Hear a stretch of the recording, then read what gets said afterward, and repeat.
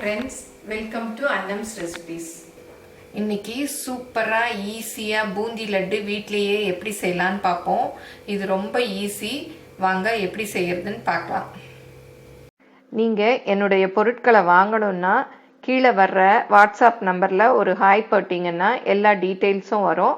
அதை பார்த்து உங்களுக்கு என்னென்ன பொருள் வேணுமோ அதை நீங்க ஆர்டர் பண்ணி வாங்கிக்கலாம். இப்போ பூந்தி லட்டுக்கு என்னென்ன பொருள் தேவை அப்படின்னு பார்த்துடலாம். கடலை மாவு வந்து இந்த கப்பில் 2 கப் அளவு எடுத்திருக்கேன்.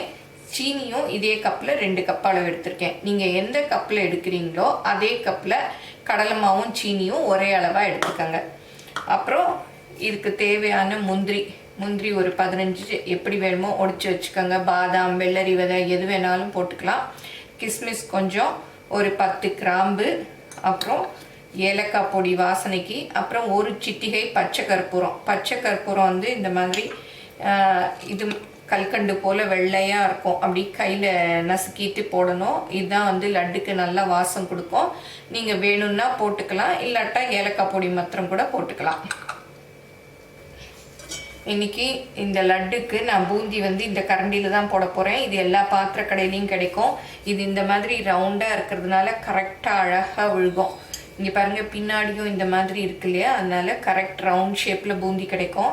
நான் இந்த கரண்டி யூஸ் பண்ணுறதுக்கு முன்னாடி இந்த கரண்டியில் போட்டுட்ருந்தேன். இதுவும் பூந்தி கரண்டி தான். இது நான் மதுரையில் ஆனந்தா ஸ்டோரில் வாங்கினது. ரொம்ப நாள் இதில் தான் யூஸ் பண்ணிகிட்டு இருந்தேன். அப்புறம் இதை வந்து நான் சென்னையில் நம்ம பாரிஸில் எத்ராஜ் கடை இருக்கு இல்லையா, அந்த கடையில் தான் நான் வாங்கினேன். அப்படி இந்த கரண்டிலாம் இல்லாதவங்க நம்ம வீட்டில் எல்லார் வீட்லேயும் இந்த மாதிரி ஜல்லி கரண்டி இருக்கும்.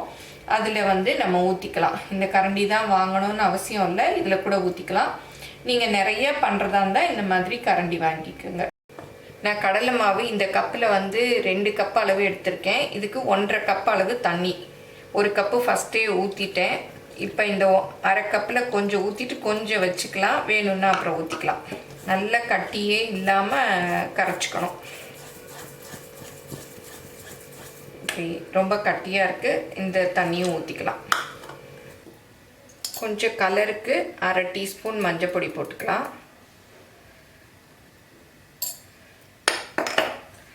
நல்லா மிக்ஸ் பண்ணி விட்டுக்கலாம். மாவு பாருங்கள், இந்த மாதிரி இருக்கணும்.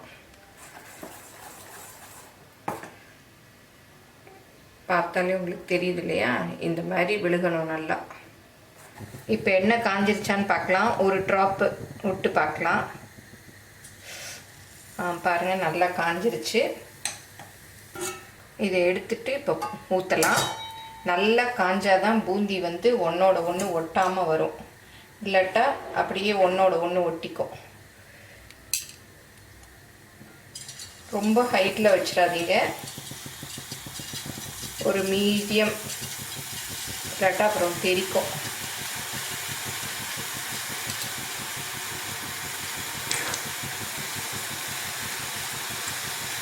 எவ்வளோ உங்கள் சட்டி கொள்ளுதோ அந்த அளவுக்கு ஊற்றிக்கங்க.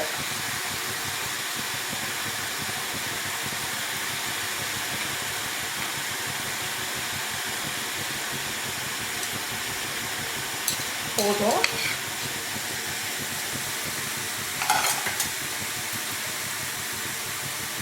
அடுப்பை வந்து இப்போ குறைச்சி வச்சிடணும்.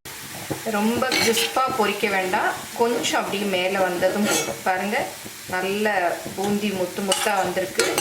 டக்குன்னு எடுத்துடணும். நம்ம கார பூந்தி பொரிக்கிறதா இருந்தால் தான் ரொம்ப நேரம் பொரிக்கணும். இது கொஞ்சம் பொரிச்சதுமே போதும். நல்லா பெரிய கரண்டி வச்சுக்கிட்டிங்கன்னா டக்குன்னு எடுத்துடலாம்.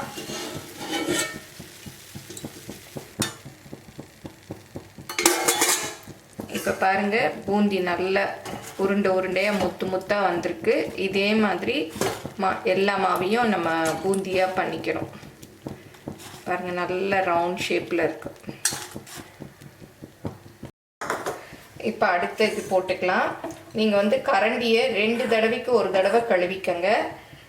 எல்லா தடவையும் கழுவணும்னு அவசியம் இல்லை.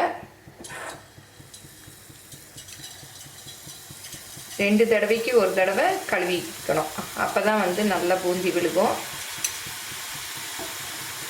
எண்ணெய் மாத்திரம் நல்லா காஞ்சிருக்கணும், இல்லாட்டா இந்த மாதிரி தனித்தனியாக விழுகாது, ஒன்றோட ஒன்று சேர்ந்துக்கும். நல்லா ஒரு திருப்பி விட்டுட்டு அப்படியே அள்ள வேண்டியதுதான். பாருங்க நல்லா அப்படியே முத்தாக இருக்குது. இப்போ பூந்தி எல்லாம் பொரிச்சு எடுத்தாச்சு, பாக வச்சுக்கலாம். இப்போ சீனியை அடுப்பில் வச்சாச்சு. நான் 2 கப்பு சீனி போட்டிருக்கேன் இல்லையா, அதுக்கு 1 கப்பு அளவு தண்ணி ஊற்றிக்கணும். இப்போ நல்லா சீனி கரைஞ்சிருச்சு, ஒரு கம்பி பாகு பதம் வரணும். இப்போ ஏலக்காய் பொடியை போட்டுக்கலாம். இப்போ நல்லா சீனி திக்காயிடுச்சு, கம்பி பதம் வந்துருச்சான்னு பார்க்கலாம். கொஞ்சமாக தொட்டுட்டு நல்லா வந்துருச்சு பாருங்கள், தெரியுதா? உடையாமல் நிற்குது பாருங்க. இதுக்கு மேலே விட்டோன்னா அப்புறம் பாகு ரொம்ப முறுகிடும். இந்த மாதிரி இருக்கணும். இப்போ ஜீரவை அப்படியே நல்லா மிக்ஸ் பண்ணி விட்டுட்டு இதில் இந்த பூந்தி எல்லாம் போட்டுடணும். இப்போ இது நல்லா மிக்ஸ் பண்ணி விட்டுறணும். 2 ஸ்பூன் நெய் ஊற்றிக்கலாம். சிலர் இந்த பூந்தியை நெய்யிலே கூட பொரிப்பாங்க. அப்புறம் பச்சை கற்பூரம் இருக்கு இல்லையா, அதை நான் தூள் பண்ணி வச்சுருக்கேன், அதையும் அப்படியே போட்டுக்கலாம். இந்த அளவு போட்டால் போதும், இதுவே நல்ல வாசமாக இருக்கும். இப்போ முந்திரி, திராட்சை, அப்புறம் கிராம்பு எல்லாத்தையும் நெய்யில் வறுத்தாச்சு, அதையும் போட்டுக்கலாம். இப்போ நல்லா எல்லா இடமும் முந்திரி, திராட்சை எல்லாம் போகிற மாதிரி நல்லா மிக்ஸ் பண்ணி விட்டுக்கலாம். மூடியால் மூடி வச்சிடலாம். ஒரு அரை மணி நேரம் கழித்து உருண்டை பிடிக்கலாம். இப்போ 10 நிமிஷம் ஆச்சு, திறந்து பார்க்கலாம்.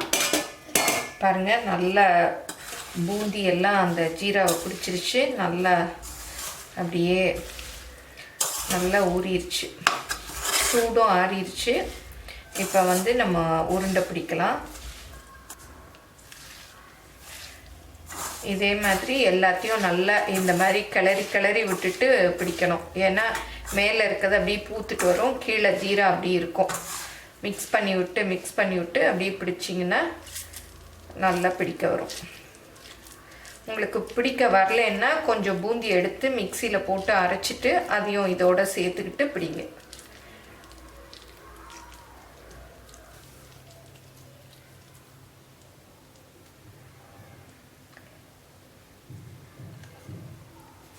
இப்போ எல்லா பூந்தியும் உருட்டி முடிச்சாச்சு.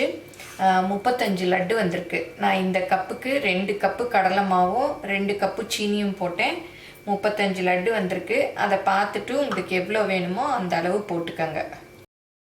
ஃபஸ்ட்டு உருட்டுறச்ச பாருங்கள், தண்ணியாக இருந்த மாதிரி இருந்தது இல்லையா, இப்போ பாருங்கள் நேரம் ஆக ஆக அப்படியே அந்த சர்க்கரை எல்லாம் பூத்து நல்லா டைட்டாக வந்துருச்சு. என்ன நம்ம இந்த மாதிரி பண்ணாலும் உதிராது, நல்லா அப்படியே இருக்கும். ஆன்லைனில் என்னுடைய பொருட்களை வாங்கணுன்னா shop.annamsrecipes.com அப்படிங்கிற சைட்டுக்கு போனீங்கன்னா என்னுடைய ப்ராடக்ட் லிஸ்டெல்லாம் இருக்கும். அதில் எது வேணுமோ அதை செலக்ட் பண்ணி நீங்கள் வாங்கிக்கலாம்.